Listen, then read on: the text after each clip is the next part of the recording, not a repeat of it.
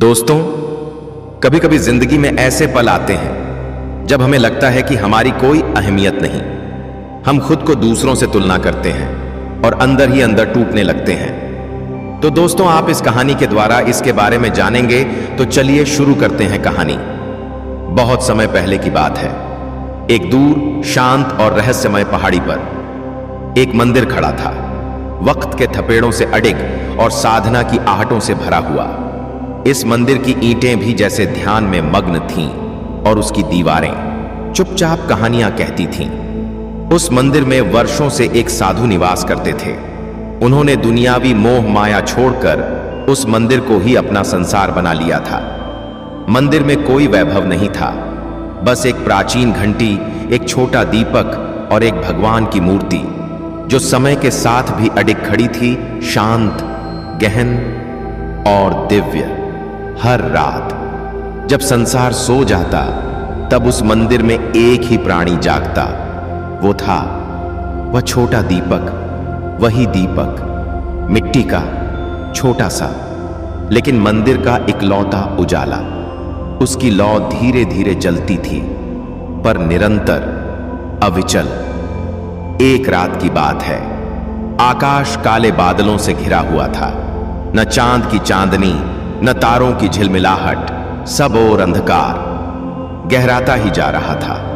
हवा भी कुछ उदास थी, जैसे कोई शोक मनाया जा रहा हो। इसी अंधकार में दीपक जल रहा था, लेकिन उस रात वो कुछ विचलित था।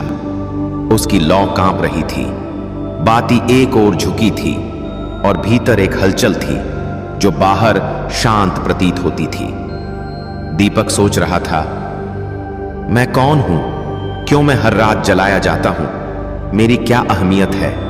मेरी रोशनी तो बस कुछ इंच तक पहुंचती है, जबकि सूरज पूरे संसार को रोशन करता है। चांदनी में प्रेमी चल पड़ते हैं, तारे आसमान की शोभा बनते हैं, और मैं तो बस एक दीपक हूं, मिट्टी का, नाजुक और सीमित। क्या मेरा जीवन वास्तव में कोई मायने रखता है? दीपक की बाती और झुक गई। उसकी लौ थरथराई और लगभग बुझने लगी। उसी समय साधु ध्यान से बाहर आए। उन्होंने दीपक को देखा और मुस्कुरा दिए। वे धीरे से उसके पास आए और बोले, क्या बात है मेरे प्रिय मित्र, आज इतने शांत क्यों हो? तुम्हारी लौ भी जैसे उदास हो गई है। दीपक ने धीमी आवाज में कहा, हे महात्मा, मैं थक गया हूं। मुझे लगता है कि मैं व्यर्थ हूं। मेरे जैसे दीपक की इस विशाल संसार में कोई आवश्यकता नहीं। साधु थोड़ी देर चुप रहे। उन्होंने दीपक की लौ को हल्के से सीधा किया, फिर बोले, तुम्हारी यह सोच स्वयं अंधकार है। चलो एक यात्रा पर चलें। एक यात्रा तुम्हारी आत्मा के भीतर और इस संसार की गहराई में। और फिर साधु ने आंखें मूंदी। मंदिर की दीवारें हिलने लगीं और दीपक ने स्वयं को एक दिव्य संसार में पाया। यह कोई सामान्य सपना नहीं था, यह एक आंतरिक यात्रा थी, आत्मबोध की।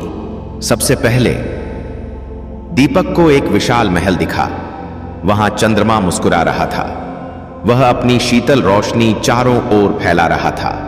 लोग उसकी सुंदरता की तारीफ कर रहे थे। दीपक चकित था। फिर उसने चांद से पूछा,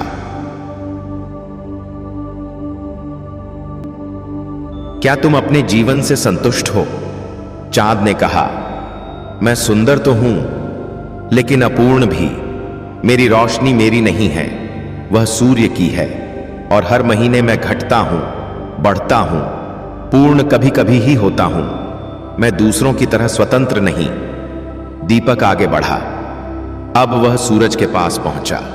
उसकी तेज रोशनी में दीपक की लौ लगभग गुम हो गई, लेकिन दीपक ने साहस कर पूछा, हे सूर्य, क्या आप अपने अस्तित्व से संतुष्ट हैं? सूर्य ने गंभीरता से उत्तर दिया, मेरी गर्मी जीवन देती है, लेकिन कभी कभी विनाश भी। मेरी वजह से धरती पर सूखा पड़ता है। लोग छांव खोजते हैं। हर किसी को मेरा प्रकाश अच्छा नहीं लगता। मैं महान तो हूं, लेकिन सबका प्रिय नहीं। दीपक आगे बढ़ा, हर जगह गया, बादलों के पास, सितारों के पास, समुंदर की लहरों तक। हर किसी ने अपने दुहक बताए। कोई सुंदर था लेकिन अकेला, कोई शक्तिशाली था लेकिन भयभीत, कोई विशाल था लेकिन समझा नहीं गया। अंत में दीपक ने एक जगह स्वयं को फिर से मंदिर में पाया और साधु उसके पास थे। साधु बोला, मेरे मित्र, हर अस्तित्व अपनी तरह की यात्रा में है, अपनी जगह, अपना महत्व, अपना संघर्ष। तुम्हारा कार्य भले छोटा हो, लेकिन उस अंधेरे में जब कोई भी नहीं होता, तुम होते हो। जब बाकी सब अस्त हो जाते हैं, तब तुम्हारी लौ जीवित होती है। और जान लो, सबसे कठिन होता है अंधेरे में रोशनी बनना। तुम वही हो, तुम एक उम्मीद हो। दीपक की लौ अब स्थिर हो चुकी थी।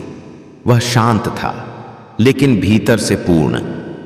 अब मित्रों, यह कहानी सिर्फ दीपक की नहीं है, यह हम सब की कहानी है।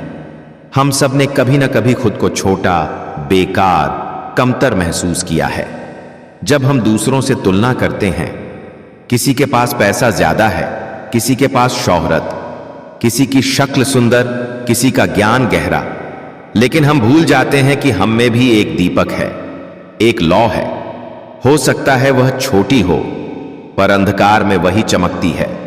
जब लोग उदास होते हैं, तब शायद आपकी मुस्कान उन्हें उम्मीद देती है। जब कोई अकेला होता है, तो शायद आपका एक संदेश उनके लिए रोशनी बनता है।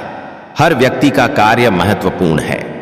दुनिया को बदलने के लिए सूरज नहीं चाहिए, कभी कभी एक छोटा दीपक ही काफी होता है।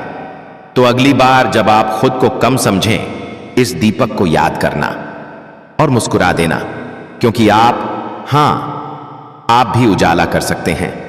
अगर इस कहानी ने आपके दिल को छुआ हो, तो इसे उन लोगों तक जरूर पहुंचाइए जो इस वक्त खुद को छोटा समझ रहे हैं। और हां, ऐसी ही और सच्ची, दिल छू लेने वाली कहानियों के लिए कि हमारे चैनल को सब्सक्राइब करना ना भूलें। धन्यवाद।